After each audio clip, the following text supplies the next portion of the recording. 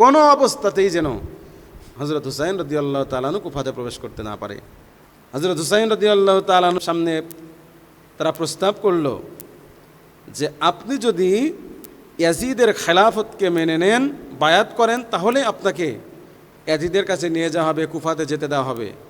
আর আপনি যদি না করেন, আপনি যদি ইয়াজিদের হাতে বায়াত গ্রহণ না করেন, তাহলে আপনি কুফাতে যেতে পারবেন না, আপনাকে এখানেই থাকতে হবে।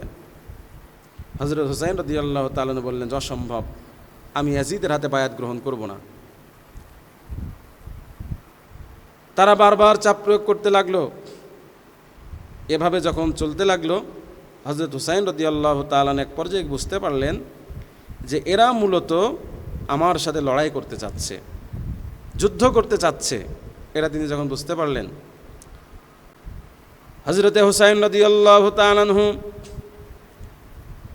হুর ইবনে ইয়াজিদের কাছে 3টা প্রস্তাব করলেন। 1 নম্বর প্রস্তাব তিনি করলেন, আমাকে সরাসরি ইয়াজিদের সাথে কথা বলতে দাও, আমাকে ইয়াজিদের কাছে নিয়ে যাও, আমি ইয়াজিদের সাথে সরাসরি আলোচনা করব। 2 নম্বর, তাও যদি যেতে না দাও, তাহলে আমি যে মক্কাতুল মুকাররমা মদিনাতুল মুনাব্বারা থেকে আসছি, আমাকে আমার মক্কাতুল মুকাররমা অথবা মদিনাতুল মুনাব্বারায় ফেরত যাওয়ার ব্যবস্থা করে দাও। হযরত হুসাইন রাদিয়াল্লাহু তাআলা আনহু 3 নম্বর প্রস্তাব করলেন, তাও যদি তোমরা না মানো, তাহলে আমাকে কোনো সীমান্ত এলাকায় পাঠিয়ে দাও, আমি আমার পরিবার পরিজন নিয়ে সেখানে গিয়ে ইবাদত বন্দেগী করব, আল্লাহর রাস্তায় যুদ্ধ জেহাদ করে আমার জীবনটাকে কাটিয়ে দিব। এই 3টা প্রস্তাব তিনি করলেন। যে সমস্ত সাহাবা ইকরাম জীবিত ছিলেন তাদেরকে নিয়ে পরামর্শ করে, এবং তদানীন্তন সময়ে যে সমস্ত রাজনীতিবিদ ছিলেন তাদেরকে নিয়ে পরামর্শ করে, তার পরবর্তীতে তার ছেলে ইয়াজিদকে তিনি খলিফা মনোনীত করলেন। সেখানে সাহাবা ইকরাম সবাই যে মেনে নিয়েছিলেন তা নয়, কেউ মেনেছিলেন, কেউ মানেন নাই। হযরত মুআবিয়া রাদিয়াল্লাহু তাআলা আনহু তিনি তার সন্তানকে রাষ্ট্র পরিচালনার কাছে যোগ্য মনে করেছিলেন, তাই তিনি তার সন্তানকে খলিফা বানিয়েছেন। কিন্তু এটাকে যারা ঘোলা পানিতে মাছ শিকার করার চেষ্টা করে যে তিনি রাজতন্ত্র কায়েম করেছেন, এটা নিতান্তই ভুল ধারণা। কারণ তার মতো একজন জলিল কদর সাহাবী এটা করবেন অসম্ভব। হযরত মুআবিয়া রাদিয়াল্লাহু তাআলা আনহু থেকে বেশি বলা যেতে পারে এটা একটা ভুল ইজতিহাদ ছিল, অর্থাৎ সিদ্ধান্তটা সে ভুল নিয়েছিলেন, এটা বলা যেতে পারে। এর বাইরে তেমন কিছু বলার সুযোগ নেই কোনো মুসলমানের জন্য। হযরত মুআবিয়া রাদিয়াল্লাহু তাআলা আনহু যদি ভুলও করে থাকেন, তারপরে তিনি একটা নেকি পাবেন। ইয়াজিদ খলিফা নিযুক্ত হওয়ার পরে একের পর এক দুর্ঘটনা দেখা দিতে লাগলো। যেহেতু রাসূলুল্লাহ সাল্লাল্লাহু আলাইহি সাল্লামের অনেক সাহাবা ইকরাম তখনও পর্যন্ত জীবিত ছিলেন, তাই অনেকেই ইয়াজিদের খেলাফত মেনে নিতে পারল না, তার হাতে বায়াত গ্রহণ করল না। যারা ইয়াজিদের হাতে বায়াত গ্রহণ করে নাই, তাদের ভিতরে বিশেষ করে হযরত হুসাইন রাদিয়াল্লাহু তাআলা আনহু, হযরত ইবনে আব্বাস রাদিয়াল্লাহু তাআলা আনহু, হযরত আব্দুল্লাহ ইবনে ওমর রাদিয়াল্লাহু তাআলা আনহু, হযরত আব্দুল্লাহ ইবনে জুবায়ের রাদিয়াল্লাহু তাআলা আনহু প্রমুখ সাহাবা ইকরাম ছিলেন। ইয়াজিদ ছিল দামেশকে, হুসাইন রাদিয়াল্লাহু তাআলা আনহু ছিলেন মদিনাতে। তিনি মদিনাতুল মুনাব্বারায় যখন ছিলেন, মদিনার যে গভর্নর ছিল তার উপরে চাপ প্রয়োগ করলে ইয়াজিদ যে তুমি যেভাবে পারো হুসাইনকে দিয়ে বায়াত গ্রহণ করাও। কারণ সে জানতো যদি হুসাইন রাদিয়াল্লাহু তাআলা আনহু তার হাতে বায়াত গ্রহণ করে, তাহলে তার জন্য সহজ হবে, সবাই তাকে মেনে নেবে। কিন্তু হযরত হুসাইন রাদিয়াল্লাহু তাআলা আনহু রইলেন অনড়, তিনি ইয়াজিদকে খলিফা মেনে নিতে পারলেন না। তিনি বায়াত গ্রহণ না করে, তিনি যখন বুঝতে পারলেন যে তার উপরে একের পর এক এরকম চাপ প্রয়োগ করা হবে, তখন তিনি কি করলেন, মদিনাতুল মুনাব্বারা থেকে হিজরত করে তিনি মক্কায় চলে আসলেন। মক্কাতুল মুকাররমায় হযরত হুসাইন রাদিয়াল্লাহু তাআলা আনহু অবস্থানকালে কুফা থেকে একের পর এক চিঠি আসতে লাগলো হযরত হুসাইন রাদিয়াল্লাহু তাআলা আনহুর কাছে যে আপনি এক কাজ করেন, আপনি কুফাতে চলে আসেন, আমরা ইয়াজিদের খেলাফত মানব না, তার হাতে আমরা বায়াত গ্রহণ করব না, আপনি আসুন, আমরা সবাই আপনার হাতে বায়াত গ্রহণ করব। আল বিদায়া ওয়ান নিহায়ার মধ্যে আছে হযরত হুসাইন রাদিয়াল্লাহু তাআলা আনহুর কাছে একের পর এক চিঠি আসতে লাগলো। কোনো কোনো বর্ণনা অনুযায়ী 100 চিঠি অথবা 150 চিঠি অথবা 1000 অথবা তার থেকে অনেক বেশি চিঠি হযরত হুসাইনের কাছে আসছে একই মর্মে যে আপনি চলে আসুন, আপনাকে আমরা সাদরে গ্রহণ করব, আপনাকে আমরা খলিফা রূপে মেনে নিব, আপনার হাতে আমরা বায়াত গ্রহণ করব। হযরত হুসাইন রাদিয়াল্লাহু তাআলা আনহু চিন্তা করলেন যে আসলেই কি বাস্তব, নাকি ওরা আমার সাথে কোনো প্রতারণা করবে। তাই তিনি এটা যাচাই বাছাই করার জন্য তার ভাই মুসলিম ইবনে চাচাতো ভাই মুসলিম ইবনে আকিলকে তিনি পাঠালেন কুফাতে, যে আপনি কুফাতে যান, যে কুফার সমস্ত অবস্থা পর্যবেক্ষণ করবেন, করে আসলে কি বাস্তবতা কি, যে ওরা কি আসলে আমাকে খলিফা রূপে মানতে চায় বা আমার হাতে বায়াত গ্রহণ করতে চায়, নাকি তাদের অন্য কোনো উদ্দেশ্য আছে। মুসলিম ইবনে আকিল কুফাতে গেলেন। যাওয়ার পরে প্রথম দিনেই যখন কুফাবাসী জানতে পারলো যে হযরত হুসাইন রাদিয়াল্লাহু তাআলা আনহুর পক্ষ থেকে মুসলিম ইবনে আকিল কুফাতে গিয়েছেন, তখন কুফাবাসীদের ভিতর থেকে একদিনে 12,000 মানুষ হযরত হুসাইন রাদিয়াল্লাহু তাআলা আনহুর পক্ষে মুসলিম ইবনে আকিলের হাতে বায়াত গ্রহণ করে। এরপরে আরও সর্বশেষ টোটাল 18,000 মানুষ বায়াত গ্রহণ করছে। অবস্থা দেখে, সমস্ত অবস্থা পর্যবেক্ষণ করে তার সামনে যেটা ছিল, নজরে যেটা ছিল, তিনি তার ভিতরগত অবস্থা জানতেন না।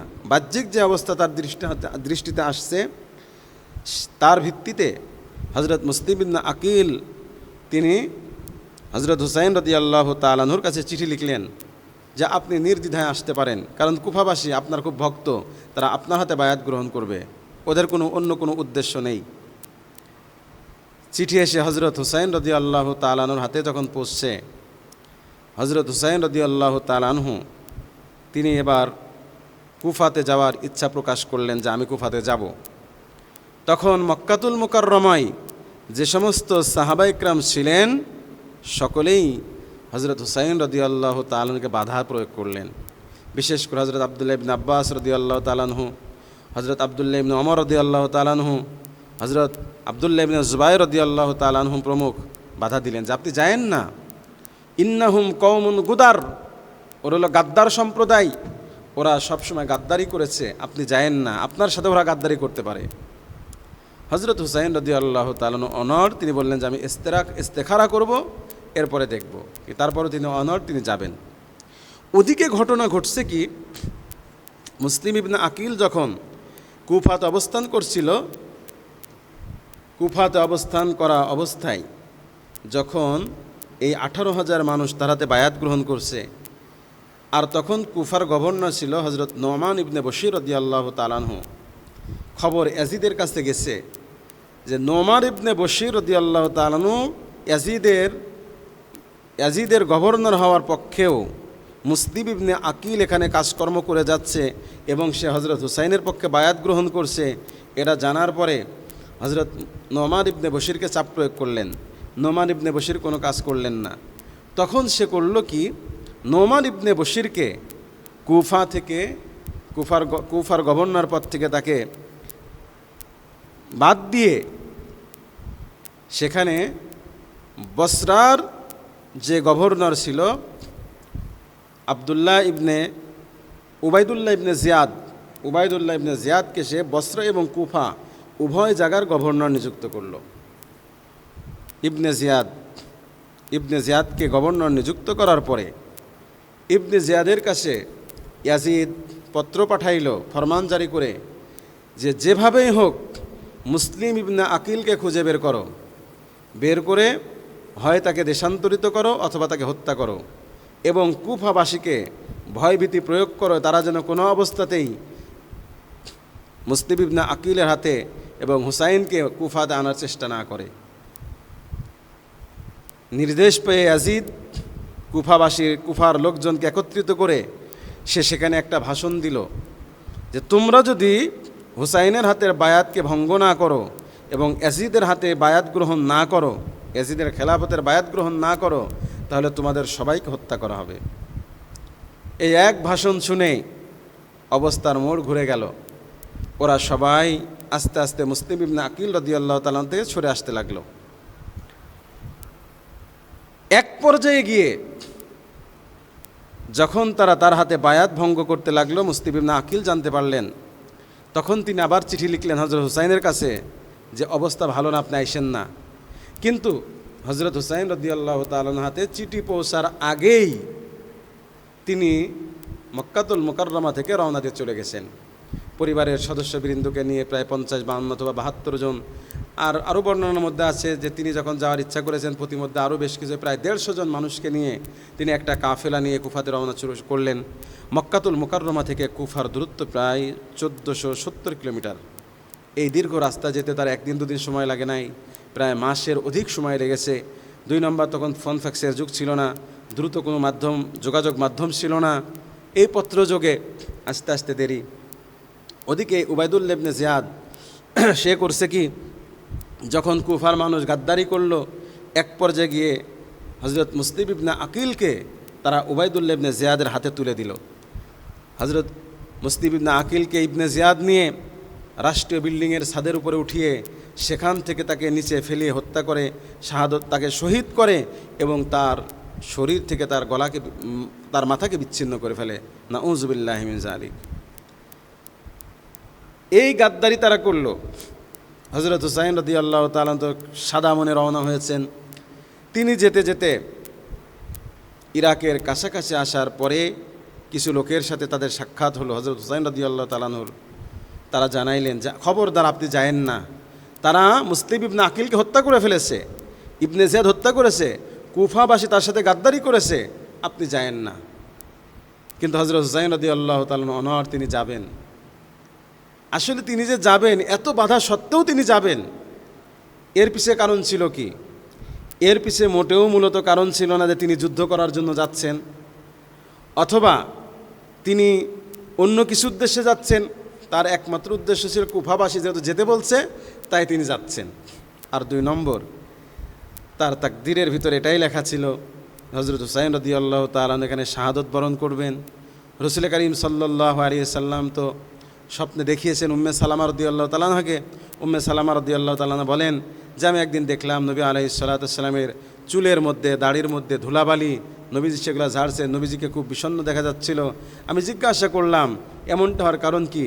রসুল আমাকে বললেন যে আমি তো এইমাত্র হজরত হুসাইনের শাহাদত দেখে আসলাম। তো হজরত হুসাইন রাদিয়াল্লাহু তাআলা আনহু শাহাদত বরণ করবেন, এটা একটা পূর্বে ঘোষিত বিষয় ছিল। সুতরাং তার এই শাহাদতের তামান্না বা শাহাদতই বলা যেতে পারে তাকে কারবালা পর্যন্ত পৌঁছে দিয়েছে, নিয়ে গিয়েছে। তিনি অনড়, তিনি যেতে লাগলেন। যেতে যেতে যেতে যেতে যখন তিনি কারবালা নামক জায়গাতে পৌঁছলেন, কারণ এই কারবালা কুফার একটা এলাকা। কুফা হচ্ছে ইরাকের একটা শহরের নাম হচ্ছে কুফা। এই কুফার একটা এলাকা হচ্ছে কারবালা। এখানে যে তিনি যখন পৌঁছালেন তখন প্রতিমধ্যে কয়েক জায়গা বাধাপ্রাপ্ত হয়েছিলেন। আমি তো সংক্ষেপের কারণে এত লম্বা কথা বলতে পারছি না।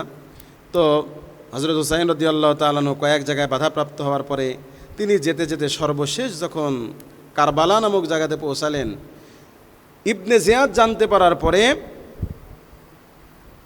সে সেনাবাহিনী প্রেরণ করল। হুর ইবনে ইয়াজিদকে সেনাপ্রধান বানিয়ে প্রায় 4000 সৈন্য দিয়ে মাত্র 150 জন মানুষের মোকাবেলা করার জন্য 4000 সৈন্য পাঠাইল তাদেরকে, যে কোনো অবস্থাতেই যেন হজরত হুসাইন রাদিয়াল্লাহু তাআলা আনহু কুফাতে প্রবেশ করতে না পারে। হজরত হুসাইন রাদিয়াল্লাহু তাআলা আনহুর সামনে তারা প্রস্তাব করল যে আপনি যদি ইয়াজিদের খেলাফতকে মেনে নেন, বায়াত করেন, তাহলে আপনাকে ইয়াজিদের কাছে নিয়ে যাওয়া হবে, কুফাতে যেতে দেওয়া হবে। আর আপনি যদি না করেন, আপনি যদি ইয়াজিদের হাতে বায়াত গ্রহণ না করেন, তাহলে আপনি কুফাতে যেতে পারবেন না, আপনাকে এখানেই থাকতে হবে। হজরত হুসাইন রাদিয়াল্লাহু তাআলা আনহু বললেন যে অসম্ভব, আমি ইয়াজিদের হাতে বায়াত গ্রহণ করব না। তারা বারবার চাপ প্রয়োগ করতে লাগলো। এভাবে যখন চলতে লাগলো, হজরত হুসাইন রাদিয়াল্লাহু তাআলা আনহু এক পর্যায়ে বুঝতে পারলেন যে এরা মূলত আমার সাথে লড়াই করতে চাচ্ছে, যুদ্ধ করতে চাচ্ছে। এটা তিনি যখন বুঝতে পারলেন, হজরতে হুসাইন রাদিয়াল্লাহু তাআলা আনহু হুর ইবনে ইয়াজিদের কাছে 3টা প্রস্তাব করলেন। 1 নম্বর প্রস্তাব তিনি করলেন আমাকে সরাসরি ইয়াজিদের সাথে কথা বলতে দাও, আমাকে ইয়াজিদের কাছে নিয়ে যাও, আমি ইয়াজিদের সাথে সরাসরি আলোচনা করব। 2 নম্বর, তাও যদি যেতে না দাও তাহলে আমি যে মক্কাতুল মুকাররমা মদিনাতুল মুনাব্বারা থেকে আসছি, আমাকে আমার মক্কাতুল মুকাররমা অথবা মদিনাতুল মুনাব্বারায় ফেরত যাওয়ার ব্যবস্থা করে দাও। হযরত হুসাইন রাদিয়াল্লাহু তাআলা 3 নম্বর প্রস্তাব করলেন, তাও যদি তোমরা না মানো তাহলে আমাকে কোনো সীমান্ত এলাকায় পাঠিয়ে দাও, আমি আমার পরিবার পরিজন নিয়ে সেখানে গিয়ে ইবাদত বন্দেগী করব, আল্লাহর রাস্তায় যুদ্ধ জেহাদ করে আমার জীবনটাকে কাটিয়ে দিব। এই 3টা প্রস্তাব তিনি করলেন। এই 3 প্রস্তাব থেকে বোঝা যায় যে হযরত হুসাইন রাদিয়াল্লাহু তাআলা মোটেও জিহাদ করার জন্য যায় না সেখানে।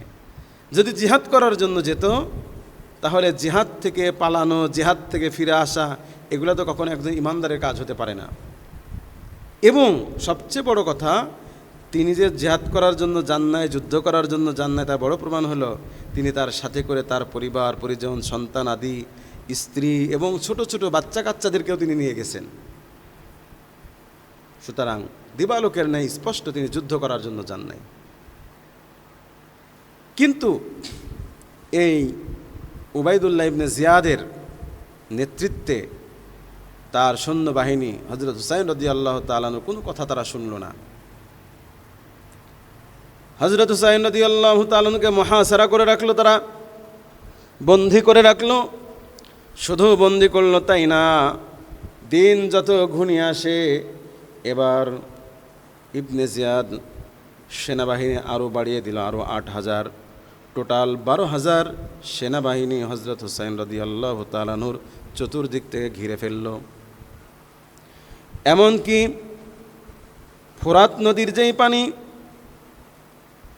কারবালার প্রান্তে আসতো, একটা ক্যানেলের মাধ্যমে ওই পানিও বন্ধ করে দিল এবং হযরত হুসাইন রাদিয়াল্লাহু তাআলা আনহু তার পরিবার পরিজন নিয়ে 3 দিন পর্যন্ত কোনো পানি পান করতে পারেন নাই।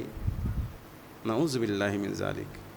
একজন মানুষের জন্য, একটা প্রাণীকেও তো অভুক্ত পিপাসার্ত রাখার কোনো সুযোগ নাই। সেখানে আল্লাহর নবীর দৌহিত্র, তার নয়নের মণি, যাদেরকে নবীজি তার জীবদ্দশায় ঘোষণা দিয়ে গিয়েছেন, আল হাসান আল হুসাইন সাইয়্যিদা শাবাবি আহলিল জান্নাহ, জান্নাতের সর্দার হবে, যুবকদের সর্দার যারা হবে, তাদের সাথে কি নির্মম এবং দুর্ব্যবহার না তা করেছে, আল্লাহর লানত তাদের উপরে। হযরতে হুসাইন রাদিয়াল্লাহু তাআলা আনহু এভাবে 3 দিন বাধাপ্রাপ্ত হওয়ার পরে তারা বারবার ফুসলাচ্ছিল। হযরত হুসাইন রাদিয়াল্লাহু তাআলা আনহু সর্বশেষ বুঝতে পারলেন যে এদের সাথে যুদ্ধ করা ছাড়া বাঁচার কোনো রাস্তা নাই, ওরা আমাকে যুদ্ধ করার জন্য বাধ্য করছে। তখন হযরত হুসাইন রাদিয়াল্লাহু তাআলা আনহু 9 তারিখ দিনের বেলা তাদেরকে বলে দিলেন যে তোমরা আমাকে একটা রাত্র ইবাদত করার সুযোগ দাও, আমি সারা রাত্র ইবাদত করব, তারপরের দিন তোমাদের সাথে লড়াই হবে। হযরত হুসাইন রাদিয়াল্লাহু তাআলা আনহু সারা রাত্রি ইবাদত করলেন। রাত্রিবেলা তার পরিবার পরিজন সবাইকে বললেন তাঁবুর মধ্যে নিয়ে যে দেখো, শত্রুতা তো ইয়াজিদের সাথে, আমার শুধুমাত্র, তোমাদের সাথে কোনো শত্রুতা নাই। ইচ্ছা করলে তোমরা চলে যেতে পারো, তোমরা যদি যেতে চাও আমি ব্যবস্থা করে দিই, উটের পিঠে সওয়ার করে দিই, তোমরা নির্বিঘ্নে এখান থেকে চলে যাও, কারণ তোমরা এখানে থাকলে তোমাদেরকেও তারা হত্যা করবে হয়তোবা। তোমরা চলে যাও, তোমাদের কোনো সমস্যা হবে না, শুধুমাত্র আমার সাথে তাদের লড়াই হবে। হযরত হুসাইন রাদিয়াল্লাহু তাআলা আনহুর কাফেলার সবাই জানিয়ে দিলেন অসম্ভব, মরলে আমরা সকলে একসাথে মরব, বাঁচলে সবাই একসাথে বাঁচব, এখান থেকে যাওয়ার কোনো সুযোগ নাই। হযরত হুসাইন রাদিয়াল্লাহু তাআলা ইবাদত করতে লাগলেন। এক পর্যায়ে তার বোন হযরত জাইনাবকে ডাকলেন, কানে কানে বললেন যে বোন জাইনাব, এইমাত্র আমি নানাজানকে স্বপ্ন দেখলাম, নানাজান আমাকে বলছে হুসাইন অল্প সময়ের মধ্যে তোমার আমার সাক্ষাৎ হয়ে যাবে। শোনার সাথে সাথে হযরত জাইনাব রাদিয়াল্লাহু তাআলা কান্না শুরু করলেন। হযরত হুসাইন রাদিয়াল্লাহু তাআলা বললেন, খবরদার, আওয়াজ করে কান্না করো না, সবাই ভয় পেয়ে যাবে। খবরদার খবরদার, কান্না করো না। সারা রাত্র ইবাদত বন্দেগী করলেন। সকাল যখন হলো, হযরত হুসাইন রাদিয়াল্লাহু তাআলা আনহু তার সাথী যারা ছিল তাদেরকে কাতারবদ্ধ করে তিনি মাঝখানে দাঁড়াইলেন। হুর ইবনে ইয়াজিদকে লক্ষ্য করে, তার সেনাবাহিনীদের লক্ষ্য করে বললেন, তোমরা কি জানো না আমি কি, আমার পরিচয় কি? আমি বিশ্বনবী মুহাম্মদুর রাসূলুল্লাহ সাল্লাল্লাহু আলাইহি ওয়াসাল্লামের নাতি। আমার মায়ের নাম হযরতে ফাতেমা, আমার বাবার নাম শেরে খুদা হযরতে আলী। আমি যেদিন থেকে শুনেছি মিথ্যা বলা অন্যায়, মিথ্যা বললে মানুষ ধ্বংস হয়, ওই দিন থেকে নিয়ে অদ্যাবধি পর্যন্ত কখনো কোনো মিথ্যা কথা বলি নাই। সবাই হযরত হুসাইন রাদিয়াল্লাহু তাআলা আনহুর একটা বক্তব্য, তিনি যে বক্তব্য দিলেন, এই বক্তব্য সবার অন্তরের মধ্যে রেখাপাত করলো, বিশেষ করে হুর ইবনে ইয়াজিদের। হুর ইবনে ইয়াজিদ সাথে সাথে দৌড় দিয়ে সৈন্যবাহিনী পিছনে রেখে হযরত হুসাইন রাদিয়াল্লাহু তাআলা আনহুর কাছে আসলেন। এসে হযরত হুসাইন রাদিয়াল্লাহু তাআলা আনহুকে হুর ইবনে ইয়াজিদ বলছেন যে, আমাকে ক্ষমা করে দেন, আমি কোশ্চিনকালেও জানতাম না যে ওরা আপনার সাথে লড়াই করতে চায়, যুদ্ধ করতে চায়। আমি শুধুমাত্র জানতাম আপনাকে তারা বাধা দিয়ে রাখছে, আপনি যেন কুফাতে যেতে না পারেন। হুর ইবনে ইয়াজিদ হযরত হুসাইন রাদিয়াল্লাহু তাআলা আনহুর কাছে ক্ষমা চাইলেন, তিনি তাকে ক্ষমা করে দিলেন। এরপরে হুর ইবনে ইয়াজিদ বলল, আমার শরীরে এক ফোঁটা রক্ত থাকা অবস্থায় আমি তোমাদের কাউকে হযরত হুসাইনের উপর হামলা করতে দিব না। লড়াই শুরু হলো। লড়াইয়ের এক পর্যায়ে গিয়ে, লম্বা ঘটনা, এক পর্যায়ে গিয়ে সেনান অথবা শিমার নামক এক নরপিশাচ ইয়াজিদের পাঁচ আটা গোলাম সে হযরতে হুসাইন রাদিয়াল্লাহু তাআলা আনহুর পিছন দিক থেকে হামলা করে তার শরীর থেকে মাথাটাকে বিচ্ছিন্ন করে শহীদ করে দেয়। বলুন ইন্না লিল্লাহ। আল্লাহর নবীর কলিজার টুকরা নাতিকে শহীদ করে দিল, তার পরিবারের লোকজনকে শহীদ করলো, কি নির্মমভাবে। শুধু এখানেই ক্ষান্ত নয়, বরং হযরত হুসাইন রাদিয়াল্লাহু তাআলা আনহুর এই শাহাদত, তাকে হত্যা করে যেই দিন করেছিল ওই দিনটাই ছিল আশুরার দিন, 10ই মুহররম। হত্যা করে এই নরপিশাচ শিমার অথবা সিনান হযরত হুসাইন রাদিয়াল্লাহু তাআলা আনহুর মাথা মুবারক বল্লমের মধ্যে খুসা মেরে নিয়ে ইয়াজিদের সামনে গিয়ে নিক্ষেপ করেছিল।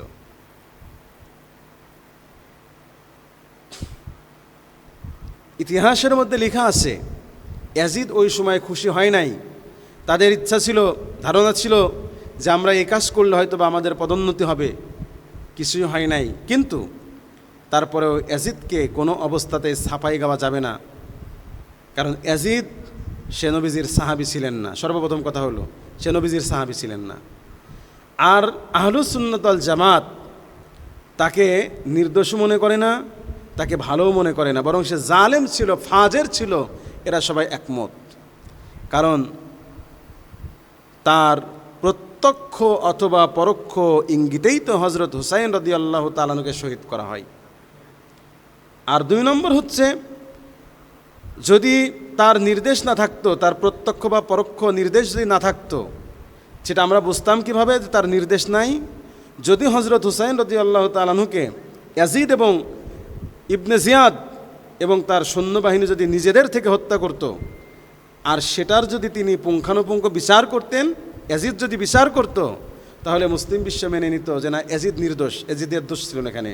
কিন্তু সে সেই বিচারটা করতে পারে নাই, সে বিচার করে নাই সে। 2 নম্বর, এই ইয়াজিদ হযরত হুসাইন রাদিয়াল্লাহু তাআলা আনহুর শাহাদতের পরে মদিনার মধ্যে যখন আগুন জ্বলে উঠল, সাহাবা ইকরাম যারা ছিলেন, অন্যান্য মানুষ যখন ছিলেন, নবীজির নাতিকে হত্যা করা হয়েছে, শহীদ করা হয়েছে, তারা সবাই যখন ফুলে উঠল, ফুসে উঠল, এই ইয়াজিদ তখন আরেকটি নির্মমতা চালাইল তার বাহিনী দিয়ে, যেটাকে ওয়াকিয়াতুল হাররা বলা হয়। অর্থাৎ পুরা মদিনার মধ্যে এক ভীতি সঞ্চার করলো। অনেক সাহাবা ইকরাম এবং মদিনাবাসীদের ভিতর থেকে অনেক মানুষকে সে হত্যা করলো, লুটতরাজ করলো, রাত্র দিনে লুটতরাজ করলো, এমনকি ধর্ষণের মতো কাজ তারা সংঘটিত করেছিল। এবং হযরত সাঈদ ইবনুল মুসাইয়িব রাহিমাহুল্লাহ তাআলা, জলিল কদর তাবি, তিনি বলেন যে 3 দিন পর্যন্ত মসজিদে নববীতে আজান হয় নাই এবং জামাতের সাথে নামাজ হয় নাই। নাউজুবিল্লাহ বলেন।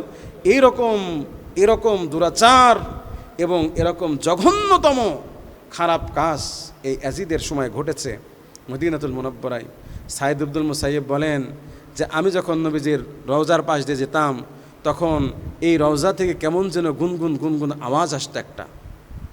3 নম্বর, হযরত আব্দুল্লাহ ইবনে জুবাইর রাদিয়াল্লাহু তাআলা নবীজির একজন প্রিয় সাহাবী ছিলেন। তিনি তার এই নির্মমতা থেকে বাঁচার জন্য সে হিজরত করে চলে গেলেন মক্কাতুল মুকাররমায়। ইয়াজিদ বাহিনী সেখানে গিয়ে হামলা করলো। হযরত আব্দুল্লাহ ইবনে জুবাইর রাদিয়াল্লাহু তাআলা চিন্তা করলেন যে হুদুদ হেরমের ভিতরে তো কাউকে ধরা হবে না, হত্যা করা হবে না, তো তিনি হুদুদ হেরমে তাবু গাড়লেন এবং তিনি খানায় কাবাতে প্রবেশ করলেন। কিন্তু ইয়াজিদ বাহিনী সেখানেও তাকে ছাড় দেয় নাই। জাবেল আবু কুবাইসের উপরে উঠে তারা খানায় কাবাতে পাথর নিক্ষেপ করেছিল মিনজানিক দিয়ে। সেই কারণে খানায় কাবার অনেক অংশ ক্ষতিগ্রস্ত হয়। নাউজুবিল্লাহ, আল্লাহর ঘরের সাথে কি দুশ্মনী। সর্বশেষ যখন তারা দেখলো যে আব্দুল্লাহ ইবনে জুবাইরকে বের করা যাচ্ছে না, তখন তারা তীরের মাথায় কাপড় পেঁচিয়ে আগুন লাগিয়ে নিক্ষেপ করে, আর সেই আগুনের একটা অংশ খানায় কাবার গিলাফে পড়ে খানায় কাবার গিলাফ পর্যন্ত পুড়ে যায়। নাউজুবিল্লাহি মিন যালিক। এরকম মারাত্মক ধরনের অপরাধ, 3টা অপরাধ ইয়াজিদের 3.5 বছর খেলাফতকালে ঘটেছে, যার কারণে উলামা একরাম আহলুস সুন্নাত ওয়াল জামাত ইয়াজিদকে কখনোই ভালো মনে করেন না। কিন্তু এক শ্রেণীর মানুষ তোহমত দেওয়া, আল্লাহর নবীর একজন সাহাবীকে আঘাত করা, তাকে সমালোচনার পাত্র বানানো, এটা কখনোই কোনো মানুষের দ্বারা সম্ভব নয়, করাও যাবে না। হযরত হুসাইন রাদিয়াল্লাহু তাআলা আনহু নবীজির সাহাবী, নবীজির নাতি, তার শাহাদতের কারণে যেই নির্মমভাবে তাকে শহীদ করা হয়েছে, এর কারণে তো প্রত্যেকটা মুমিনের হৃদয়ে রক্তক্ষরণ হবে, এটাই স্বাভাবিক।